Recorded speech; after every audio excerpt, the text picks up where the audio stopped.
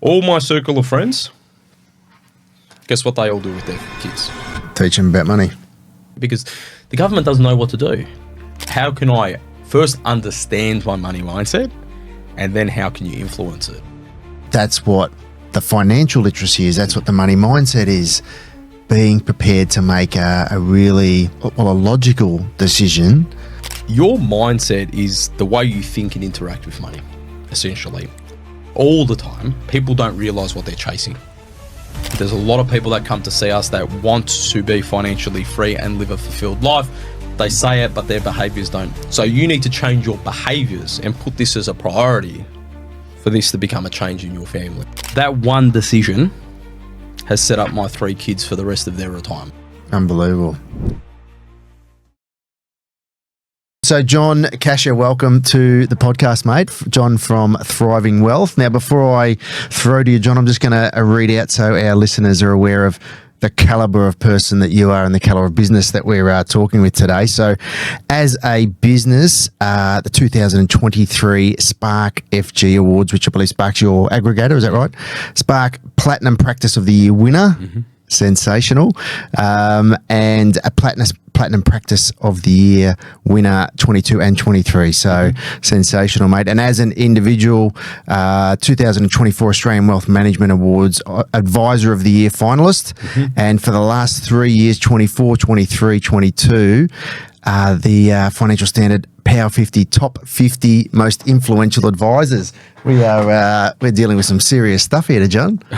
Well mate, done, mate. Hopefully I don't just get judged on the awards. You know? Listen, it's humbling to kind of hear that stuff, and it's a testament to the team. They've been absolutely amazing, and even this year we've got some more coming through, which are pretty amazing, and it's just essentially trying to change people's lives and really focus on being impactful on their lives, and then the industry hears about it. When bad news spreads like wildfire, but so does good news. And what I mean by good news is in 2024, we want to be transforming people's lives. And one of those awards actually last year was the Transformation of the Year Award at the kind of Golden Globes of Financial Advice, which is what we call the IFA Awards.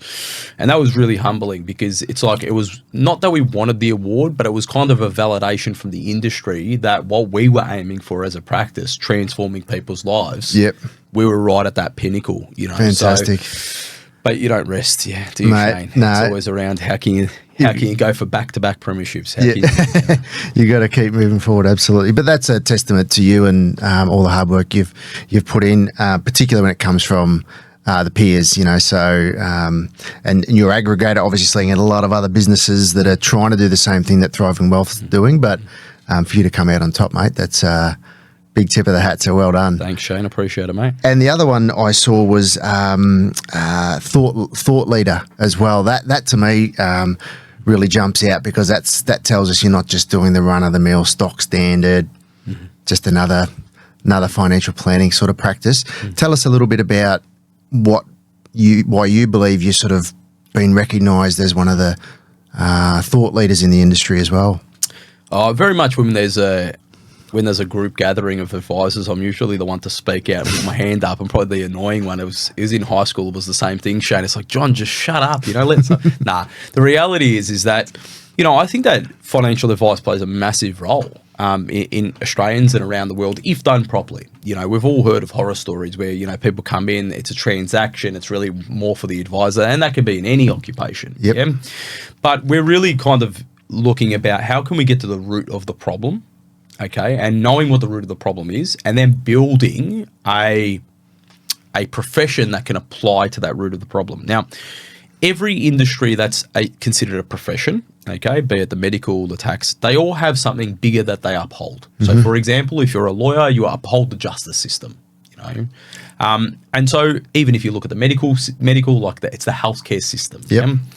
I find that financial advice has come from being a sales-orientated environment to now a profession. Like, just to get a ticket in the game, the amount of qualifications and regulations you need to be as an advisor at the highest level. But we need to get to that root of that problem. That root of that problem is financial literacy. Yep. Shane, you speak to a lot of parents and a lot of people, and they'll say, why isn't this stuff stuff taught to kids. The reality is the education system don't have people to teach it. Okay, so who is best placed to teach it? It's the ones that are qualified to do so. Yeah. So how can we first in Thriving Wealth become those custodians of financial literacy for our clients and then them, but also at an industry level, promoting it. So in my role a couple of years ago as the National Practitioner Chair of one of the major associations in financial planning was my advocation around financial literacy in schools. And so if we can get the financial literacy right, teaching people, what budgets are, how they work, what a tax return is, what a payslip is, how to build wealth and actually build it in sustainable wealth. Don't chase shiny objects. It's the gratification, or getting away from those things. We then solve a lot of problems. Yeah. And then the next bit around that is, okay, well, then when you seek professional advice, it's around, well, what's the professional advisor's role? And see, we have been so inundated that we buy a product to solve a problem. For example, buy this latest stock. This latest stock is going to go bang, and then that is going to solve your problems. You can get the greatest stock in life, get a massive gain, do one behavioral mistake, and it's all over. All gone. So it's around our role, especially in Thriving Wealth, has been to not only do for us, but then teach other people that you got to get the education and the financial literacy right, but also how do you become behavioral change specialists? How do you work with your clients to break through those invisible ceilings? How do you go to then the general public to know that they've got invisible ceilings in the first place? Yeah. Because these behavioral habits are usually from the people that they spend the most of their time with, which is their kids. Their parents. Absolutely. To their kids. So like you as a fellow parent, like with me, with my sons, I've got 3 of them and my eldest is 7. At the age of 3, we started teaching them financial literacy about assets and liabilities, the difference between both of them. Yeah, awesome. Okay. But it's around the behaviors. He's watching me. If you ask my eldest boy, what do you want to do when you get older? I want to be the owner, CEO of Thriving Wealth. Like, he just follows me around like a dirty smell. Yeah. My second child, my middle boy, does the same thing. So if they want to be like us, they're modeling their behaviors on us when it comes to our money. So when you talk about thought leadership, it's really to be not running away from the problem, not looking for a product to solve an issue, but really going, okay, well, how can we educate? How can we change behaviors? And through those, have the benefits. Now, what's very great about the role I sit in Thriving Wealth is that our clients is who get it first. Yeah, awesome. And the impact and that they're having on their lives is truly amazing. We recently rebranded and we did like a relaunch party and we invited all of our clients to come. I didn't think many would come to their financial advisors party, but it was absolutely packed, the bar that we got, which just put a hurt on my hip pocket, all for good reason. All worth it, yeah. But, some of the stories that they were telling my wife about, before they came in and then, 10 years down the track and where they are now, she was telling me in the car on the way home and I was getting a tear in my eye. Yeah, that's awesome. So, yeah, the passion really comes about around that thought leadership that you asked around how can we actually really move the dial and really start to solve some of these bigger problems. Fantastic. That's awesome. What I'm hearing there is you're not looking just to sort of, let's just fix a little problem that's on the surface. You're talking about going deep. The financial literacy through schools, very rarely hear anyone talking about that, but that's, I think, history's shown us, particularly where a lot of Australians have ended up in terms of their retirement and financial position. The system doesn't really do its job, does it? Did you actually do a bit of work in the schools as well, John? I remember seeing some stuff. Yeah. So, twofold. So one, we are a big supporter of the Financial Basics Foundation, which promote financial literacy in schools. So they've got programs and stuff, and we've done through financial backing. And later this year, I'll be on Channel 7 Plus, where we went on Adventure All Stars and raised $60,000 for the Financial Basics Foundation. Awesome. So they really are really good in that. I've also done for myself. I did kids workbooks for the younger age group, so like 5, 6, 7, 8-year-olds. Okay. In regards to teaching those, because the school system, it's hard to get in. Yeah. They've already got a jam-packed curriculum, and they're looking to get high TER scores for get their kids through university, because that's how they get the funding. So this is things that we need to do outside of the schools. Yeah. So I have done things where you go and present to schools. I'm now working in the works at the moment about speaking to universities as well too, to get into universities where they can get me in, let's say, on the back of like a psychology or on the back of a finance or on the back of a particular subject where they have me speaking about certain things. But yeah, and also schools that have been open to me getting in there and actually speaking in those schools as well. So over the years, there's been very much a lot of like guest speaking, a lot of material, a lot of resources, but we do a lot of online programs and classes as well too. And then the biggest one is a format like this where I've got the Cash Talk podcast as well too, where every week we're discussing a new topic, getting people to do and just really just trying to tell families, and this is the biggest one, Shane, I have to admit, it's the school system is a big system to shift. Yeah, to get financial literacy into schools, people don't realise how hard it is and where that is on the agenda of priorities. Yeah, absolutely. Yeah, it's a tomorrow's problem, not a today's problem. So we as parents, we as society need to look outside of school in regards to what we're doing to transform our children's lives through financial literacy. And I will tell you one thing, Shane. I never forget a client that came to me. We're talking, his net worth was about 70 mil. Okay. 70 mil? 70 mil. Yep. Okay. So we're not talking about a run-of-the-mill person. We're talking about an ultra high net worth person. He goes to me, John, it's okay that your team's going to manage my money. That's all good and well. Yep. It's done. It's perfect, mate. He goes, but one thing you're going to do for me to work with you is you're going to sit with all my adult children. And they were all in like their 20s and 30s. Yeah. And you're going to teach them how to manage money. Yeah. He goes, because when my money, when I'm not here, if these guys don't know how to use it, it's all going to be blown. Yeah. Now, the statistics show that from one generation to the next generation, 70% of wealth is gone. And remember, we're just about to inherit $4 trillion from the baby boomers to the next generation. What do they call that? The inheritance tsunami? Is that the one? That's coming, yeah. But let's just make this even more full on. Now, when you get that $4 trillion, the rich get richer, the poor get poorer because the rich know how to use it. Okay? Cool. So the gap between the rich and the poor is getting wider and wider. It's about to get hugely wider. Now, statistics say, so the original money, let's call the guy with 70 mil. Let's say his family, some of them use it. 70% will be gone in the first generation, if not learning and using it wisely. By the time it gets to the next generation, 90% of it is gone. Unbelievable. Now, that can all change through financial literacy. Now, you love compounding interest. I love compounding interest. I say love and compounding interest are the two magical things in this world, okay? But the reality is if you can sustain that wealth for one generation, so if they can hold 100% of that wealth to the next generation and build on that, what do you reckon the compounding effects are? Do you reckon that generations after that even need to work? Well, I mean, compounding for a full generation, crikey, I don't know what the maths would be, but... Hey, you could literally feed the 5,000. 70 million. Think about 70 million passed on, compounded for another whole generation. So let's say another 80 years. Never needing to worry. His grandkids, great-grandkids. Have you done the actual maths? Oh, it's ridiculous. Calculator breaks. Yeah, but you never need to worry about money. Money does not become a problem then. And this was all solved by just understanding how to pass it. Now, if you look at other things like royalty, when George, I think, who's going to be the next king or whatever after William, or even William, when they're born, they're indoctrinated how to become a king. Right. With your children and my children, you indoctrinate them how they're going to manage money. Yeah.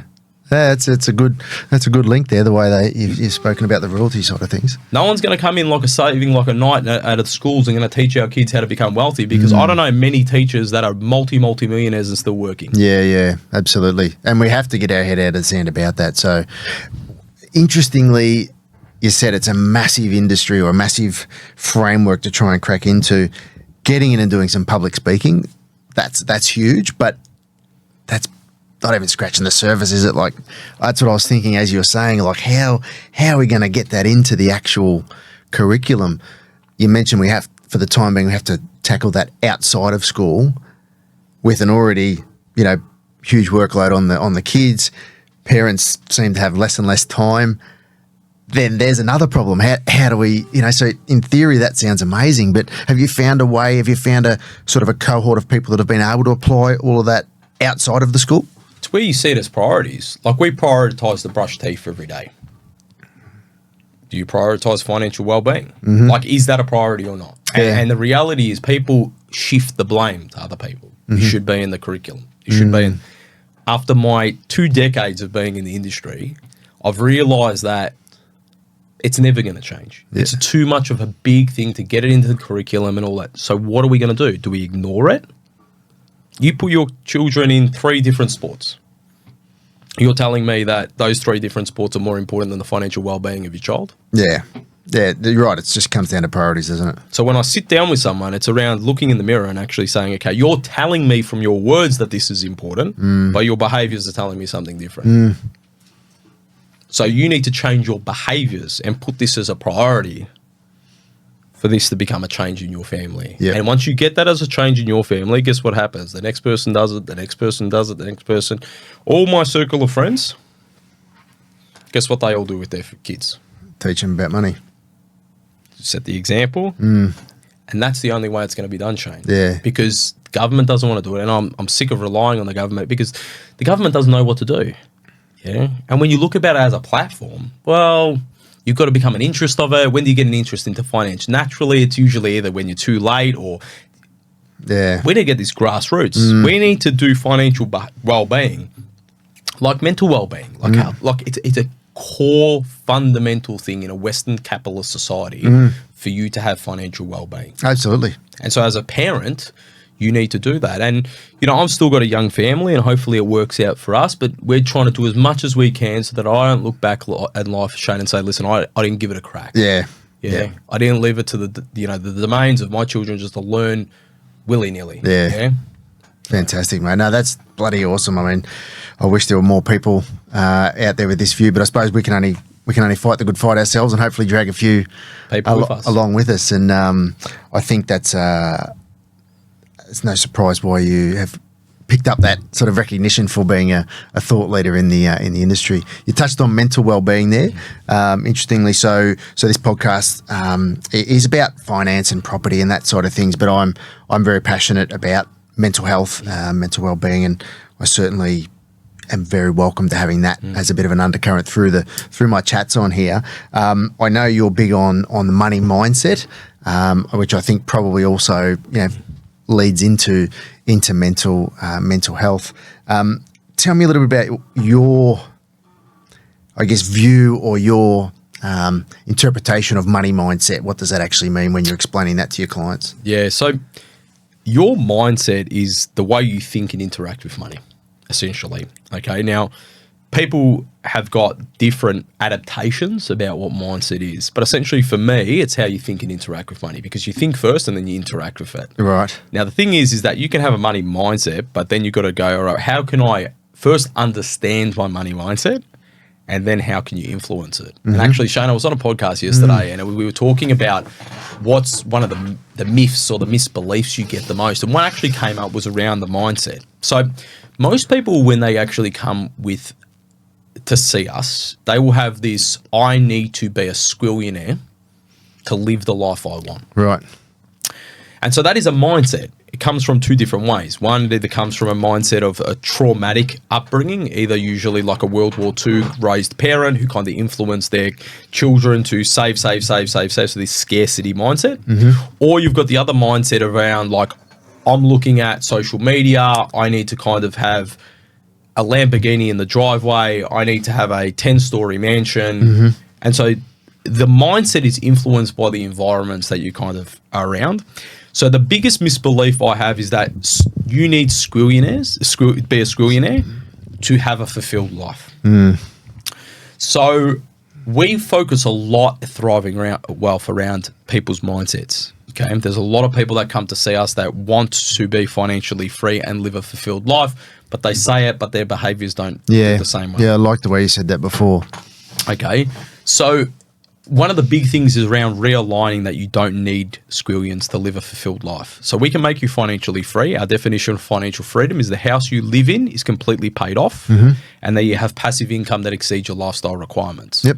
Okay. Pretty simple. Yep. Makes sense. Simple definition. Yeah. But you're free at that point. Yeah. Yep. You don't owe anyone anything from what you live in. I'm not talking about investments, but the house you live in, and you have passive income from your rental properties or from your dividends, and you can live without having to trade time for money. Yep. All right. But you can become financially free and be miserable. I'm sure you've seen plenty of people out there, Shane, that are worth squillions, that are miserable people. Oh, yeah, absolutely. All right. That comes from the mindset. So how can we change the mindset? We need to do behavioral changes, habitable changes over time for you to understand what fulfillment means to you. So when we talk about fulfillment and we talk about mindset, I'm going to ask you a question. If you had to sit with me and actually be honest with me, in the last month, what's the most happiest moment you've had? I'll put you on the spot. You put me on the spot, but let's have a think. So the happiest I've been in the last month.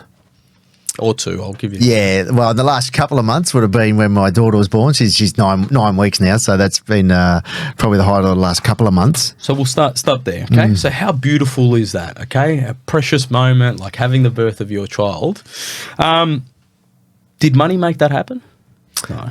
Loved it. No, absolutely. Yeah, and also when you sit there, it's about time with your daughter. So not usually, all the time, people don't realize what they're chasing. Okay, so mindset and all of this stuff that we're doing, if we boil it down, you want more time in the most special moments. If you could, from an endorphins perspective in the mind, we're talking psychology right now, yeah. the way your brain was thinking when your daughter was born was completely euphoric. Yeah, absolutely. Now, we can't have that level of euphoria because that's huge. Usually someone will say to me and say, oh, you know what? It was actually when I went for a walk with my mate and we had a really, really good chat. Right, yeah. Yours was huge. Yeah, it's a big moment, yeah. But if we can go to smaller moments, Shane, and just replicate those, we now start to build milestones for our clients. And so when we come to mindset, it's around how can we shift that, understanding what it is. It's the way you think and interact with money. And then building habitable changes, building milestones, not chasing big milestones like huge goals, but mini milestones along the way, and then celebrating those along the way. And what we find by implementing this kind of program for yourself, you end up going after 2 or 3 years and being like, I actually don't want the Lambo.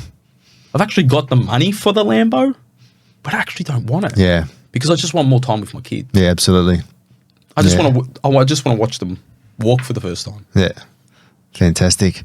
It sounds to me like you're really, really passionate about asking the hard questions of your clients as well. And so I'm hearing a lot of the things you're saying, and it's like you're almost like their coach, really. You're their kind of finance or wealth coach. I kind of relate a lot of things to sport, and if you haven't got a coach that's prepared to call you out on your bullshit, get out of you what is most important and why you're even doing what you're doing, the results aren't going to be there. It sounds like you're really adopting that same philosophy with your clients around money and wealth. Correct. So we've worked with neuroscientists and psychologists in regards to this stuff, mate. In the business? Yeah, in the business. Yeah. So contracted out to these kind of professionals to really understand how we can move the dial. Awesome. You know? And so when you're talking about, like, obviously you're in the property space and we love property and it's a really, really good leverage vehicle to build wealth. But, you know, sometimes you can get to a position where a client's like, oh, I just want more property. And then you're like, cool, but why? You know, and I've had experiences where I still never forget this story. I'm sitting with a lady and her husband is late to the meeting. And before he comes to the meeting, she tells me that they're going to have a divorce. She goes, that's it. I've had enough of this guy. I'm divorcing him. And these people at that point were in their mid-50s. So they've had children, you know what I mean? They're in adult children. The reality was he was working like a dog, just chasing money and forgetting what's most precious to him. And I remember I didn't even know how I was going to have this meeting. But anyway, he comes in and I've essentially shifted from financial advisor talk to, mate, what are you doing this all for? You're late to this meeting. You're working all these hours. Your missus is obviously not up, you know, she's upset. We're not getting anywhere, blah, blah, blah, blah, blah. The transformation that guy has had, and that probably conversation happened about 8-9 years ago, mate, he's now retired early.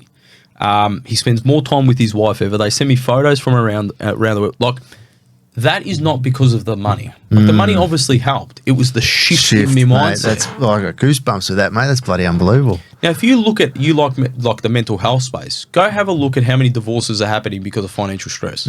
It's the number one cause of a lot of the arguments. Have a look at some sad stuff. Go have a look at suicide, especially in males. Oh, yes, that's a massive area in regards to financial stress. So there's a difference in what people expect they need to do. So I think, and I don't know the numbers around this, but I would expect, based on my own sampling, if you expect that you need to have an Instagram life or a TikTok life or something that's unrealistic, and you are churning every week by week, and you're not making that, you've got two things happening. Traditionally, you've got the man who thinks he can't provide enough, which is a natural thing for a male to want to provide. Yep, absolutely. So he's not succeeding, he's feeling depressed. And then you've got a woman who's expecting a life like that because that's what's been promised through social media and society, also being depressed of a societal scenario. So how can we, as in our practice, make sure our clients are as fulfilled as possible without understanding the psychology that sits behind it? Yeah, absolutely. So this is why we have to go to professionals. We need to understand from a medical perspective how our advisors can work with our clients and see these trigger points, and then use their money essentially just as a vehicle to enable the fulfillment. Sensational. That's incredible that you've actually engaged those professions through the business to know how better to help and serve clients. And we do it regularly. So this is the other thing as well too, because, like marketing, like anything you do in business, things adapt, things change, and new techniques come out. So, it's regularly reaching out to these people to say, how can we do better? Yeah. I love that, man. I've always enjoyed the psychology of investing.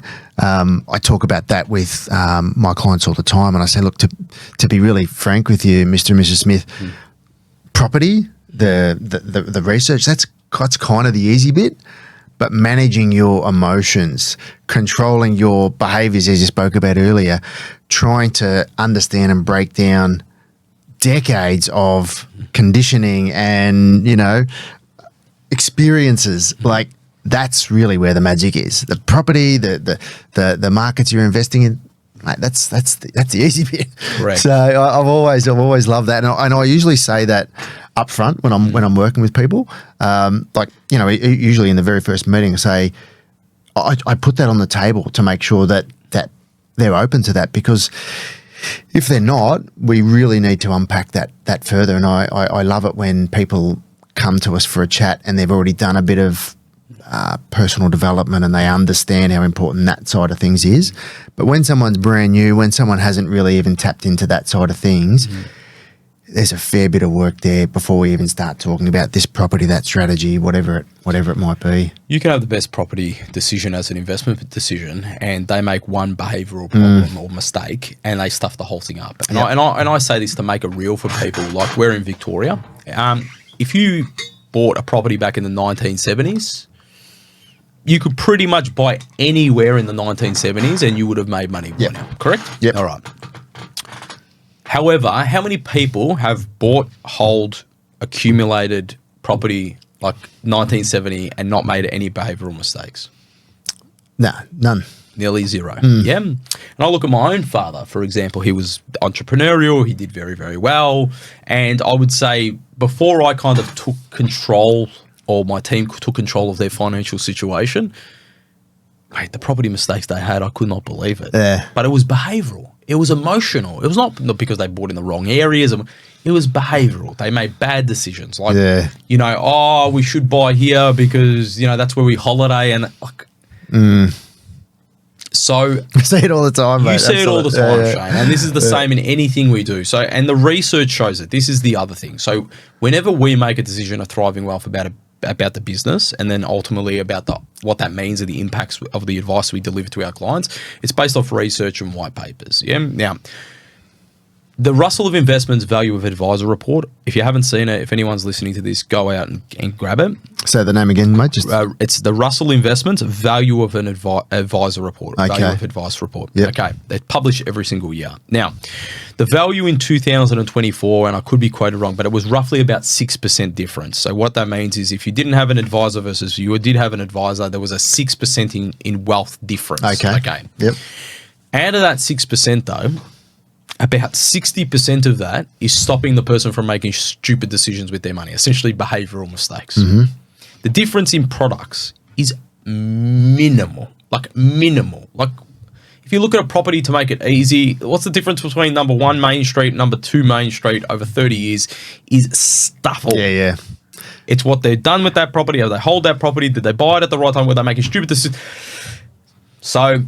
Interesting. Yeah, behavior is huge, mate. It's the biggest dial, and it's what we struggle to, like, what we not struggle. It's the thing that we harp on the most about with our clients and the people we work with, is everyone comes with us saying that they want to achieve financial freedom, but people aren't willing to change their behaviours that weren't making them financially free. Yeah, absolutely. And I suppose that's up to us to ask the questions to help them see that there is a gap there between what they're wanting and what they're prepared to, either what they already know and do or what they're prepared to do. That's really interesting about whether it was this product or this house versus that suburb or whatever it is. Mate, as long as you're making good decisions and you've got a well thought out strategy and you can bounce off someone who can look at things objectively, that's more important than whether it was that suburb or that suburb. Yeah, that's amazing. When COVID happened and there was a period of time there where people were scared to buy property. It was about March 2020. Okay, and you might be better on the numbers than me, but I reckon if you bought nearly anywhere in March 2020 when everyone was fearful, everyone was scared. Yep. You would have made a mozza. Absolutely. Yeah? Yeah. And I know I did personally. Yeah. So for me, March 2020, I'll never forget it. I was on where our office is. An old guy across the road comes in and goes, listen, I can hear you talking about finance. Can you help me pull out all my super and put it into cash? And I remember, and I said, no, that's not how it works. But essentially, that point in time, I'll never forget it because I went up to the office and I said to my team, I said, right now, our clients are going to make an absolute mozza if they can make the right behavioural decisions right now.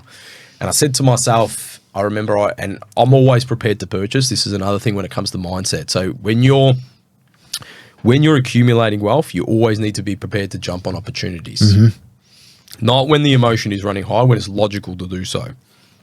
And so when I was watching on the news and the lockdowns were starting to happen and all of this stuff was happening, I remember I said, like, what's the biggest asset I can get my hands on that people just want to get rid of right now? And now in hindsight, this is going to be like very easy, but right then, not so easy. And I go, holiday homes next to the beach. Everyone was offloading them because of the Airbnb. No one's using Airbnb and... Mate, I purchased a property 650 metres away from the beach in Melbourne for $508,000 and can put 5 townhouses on it. Yeah, right. That one decision has set up my 3 kids for the rest of their retirement. Yeah, beautiful. So when you talk about emotions, why did John make that decision? It was logical. Be fearful when people are greedy and be greedy when people are fearful. There was no logical reason why that person should sell that property at that point in time unless there were their personal circumstances and put themselves in that position. But I suggest that it was probably more likely they were listening to the media, they were listening to what was being spoken about over the fence. And I'm just using myself as an example. Yeah. There is hundreds and thousands of our clients that are in that scenario and have made good decisions that have set them up. And mate, then the difference between picking an ANZ stock versus a CBA stock, pittance. Doesn't matter. Pittance in regards to making a good decision. And you can look at the GFC, like if you go back to the GFC, people that saw that markets were really, really cheap and acquired property and stocks at that point in time. Happy days. That's sensational. I guess that's a. You spoke earlier about the flow of money from, the rich are getting richer, the poor are getting poorer. And it's that exact scenario. The unsupported, the inexperienced, I don't like using the word uneducated, but the people without the experience make that decision. That person you bought that property off now is probably absolutely kicking themselves. But that's what the financial literacy is. That's what the money mindset is. Being prepared to make a really, a logical decision. That's just a great example of having the right, what's the right word? I guess the right money mindset, understanding the psychology and thinking bigger picture long term, not just these little and sort not of short caught term. up in the emotion, Shane. Like at the end of the day, I tell people, like, when COVID happened, I was getting conditioned as a financial advisor since I was 14 and 9 months I started in finance, okay? So I'm 35 years now. It probably happened when I was about, call it 32, 33. But let's just talk at 20 years. When COVID happened, I didn't panic. I didn't freak out. the emotions weren't getting the better of me. Mm-hmm. I kind of explain it as like, imagine a soldier getting trained to go for war for 20 years, gets put on the front line and is just like, okay, let's do this. I didn't get put on the front line and go, oh my gosh, there's people shooting at me, blah, blah, blah. Why would you be put in that? It's when you're not conditioned. When you look at sport, which I like doing sport, why do you practice? Why do basketballers shoot, hundreds of shots every single day so that when they have that one chance to shoot, they're not under pressure, they're not freaking out? Yeah. That's habitable behavioral changes. Yeah. So when you apply that to your finances in the nicest way possible, how is a person expect that they're going to beat someone who's conditioned every single day? Yeah. And when we talk about what we do for our kids, start the conditioning from when they're earliest. Yeah. So then imagine just use my children for example. My son's been getting taught about assets and liabilities at 3. At 7, he's learning about credit risk analysis. By the time he's 18, mate, if this kid's not a financial ninja, I don't know what's going to be. He's going to be a black belt. Ninja. But you know what I mean? Like he's going to be a black belt. Yeah. A finance problem comes to punch him in the face. He knows how to block it. Yeah, that's right. Yeah, it's a great analogy. So when you talk about the gap between the rich and the poor, first the rich know how to make it, They're the black belts. and then the ones who keep it are the ones who learn how to teach it. Yeah. And I've had to do this on my own. I didn't have a teacher or a mentor to kind of download this all to me. But I saw what it done for me personally, what it's done for my clients. And for this platform especially, that's what you need to get yourself in the condition when markets do turn, and they will. Yep. They will. Are you going to panic? And don't bullshit me. Don't freaking say, oh yeah, I'll hold it. I'll be right. Buy low. Mate, if you bullshit yourself, the only person you're bullshitting is yourself. Yeah. That's going to ruin your finances. So you better start getting these habitable changes. Better start putting the shots in every single day because when it happens, you make one right decision, totally changes your life. Yeah, absolutely. Make one wrong one, and you're getting further and further behind. Yeah. That's awesome. I did a presentation recently to a group of business owners down here, and it was, and I said the number one factor that determines someone's wealth or the performance of their investments is the decision making. It's not like you explained before about the shares, and you've just really, I guess, validated what I was thinking around that. So I really appreciate that. That's huge. What's your sort of take on property versus shares? You mentioned before you love property. Do you have a favorite toy, or how do you kind of tackle that with your clients?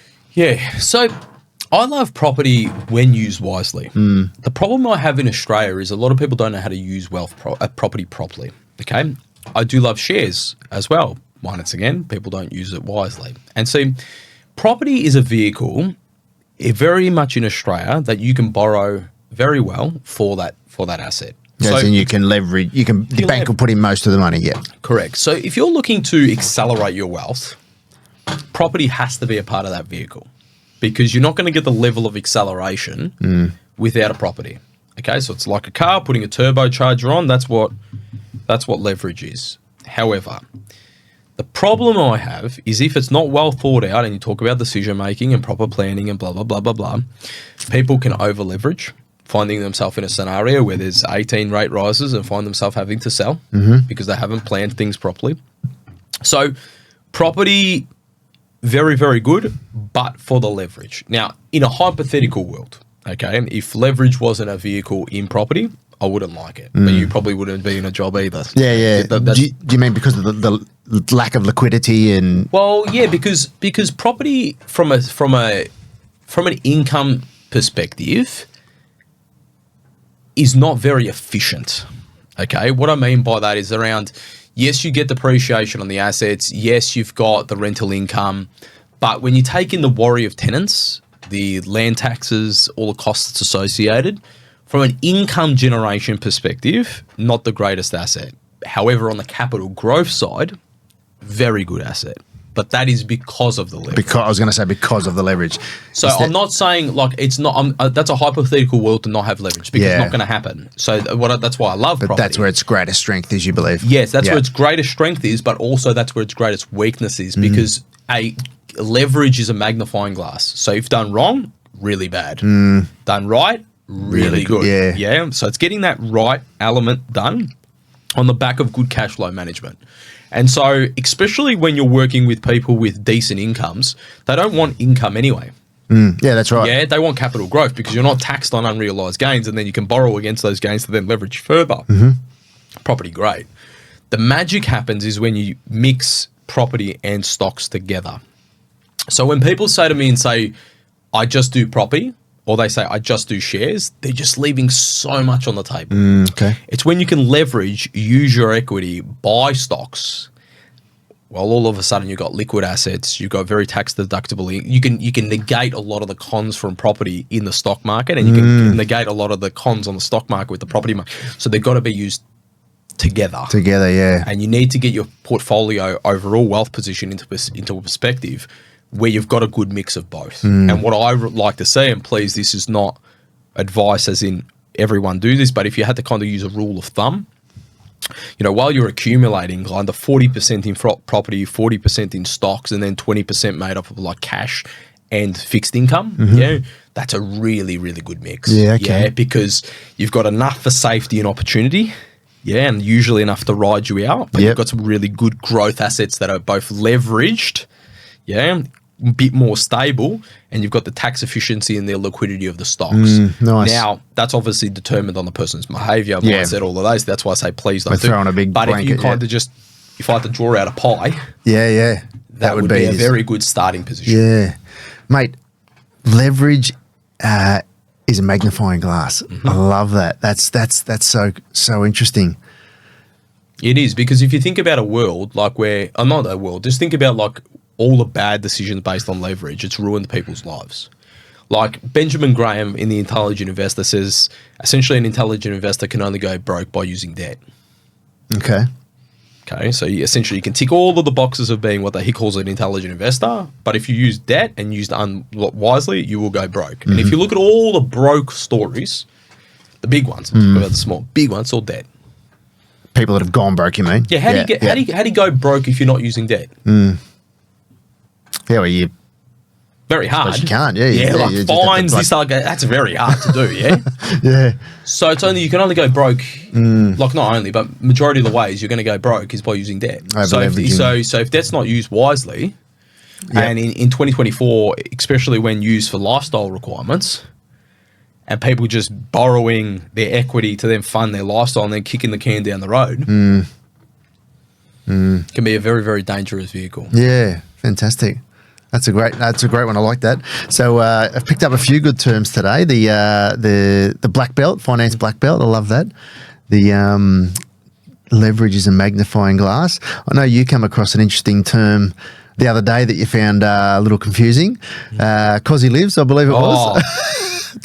Tell our viewers what the hell is Cosy lives, mate. I've got these.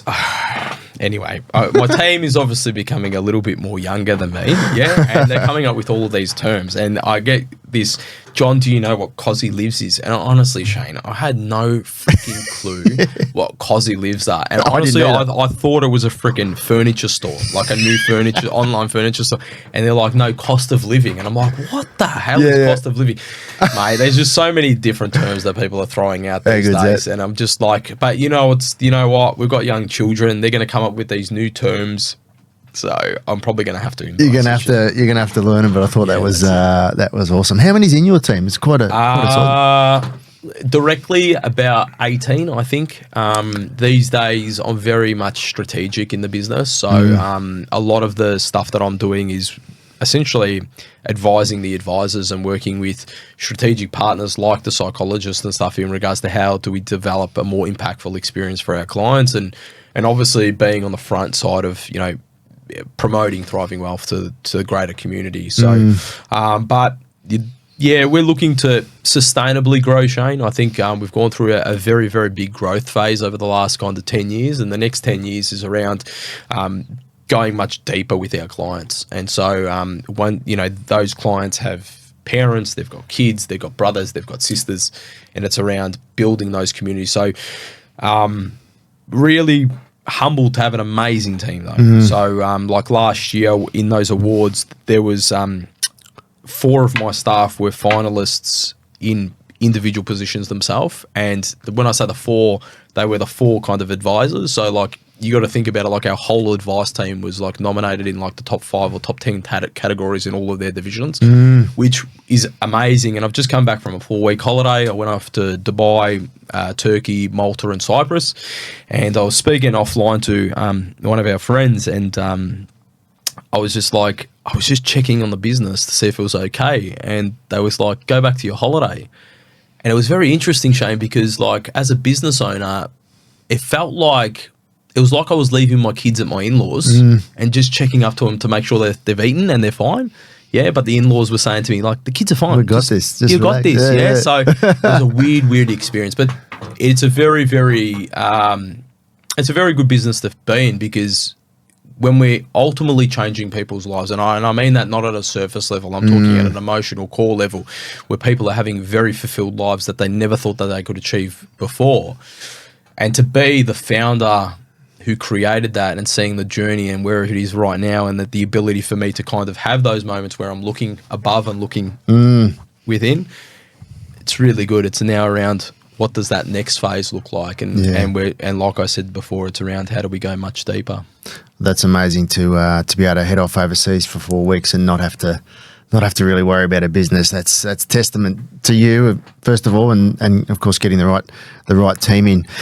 Mate, before we wrap up, you mentioned about, what's that next step? What is the next? Have you got anything sort of pretty interesting that you're working on at the moment? And there's always things going on in my head, but I think the main one is around how do we replicate the model to obviously see more people and impactfully change more people. Like that will always be a staple in regards to what we do, but also it's around this, how can we go to the masses? Okay. And what I mean by that is around, we talked about financial literacy before, we talked about education before. So how do we empower parents to then teach their kids? How can we go down that avenue? So there's going to be some educational stuff, and everyone always said, John, you're going to have to go to politics in one of your times. So who knows, there might be politics around the one. So okay, interesting. I don't know if I'll get down there, Shane, because I can't be bothered with politicians, but I sometimes sit at home and just like, I'm just a person that just wants to help people. Yeah, it's awesome. And I think that the natural progression is to go to politics, but, it might be just in another way, but I'm actually finding what that is, Shane. Having a bit of a reflection moment, 15 years about getting where it is now. What's the next 15 years look like for me? So I'll have to get back to you. You get back, stay tuned. We'll certainly watch this space. I think you'd be a rose amongst plenty of thorns if you did go into the politics space, mate. So we need more John Cachias in the world getting into politics. I think we'd have a very, very different environment that we're living in, landscape we're living in. But mate, thank you so much for coming on the podcast. Some incredible takeaways, and mate, I look forward to hopefully hearing from our listeners as to what they took away from the chat. So thanks again for coming on, man. Thanks for having me. Cheers. Legend.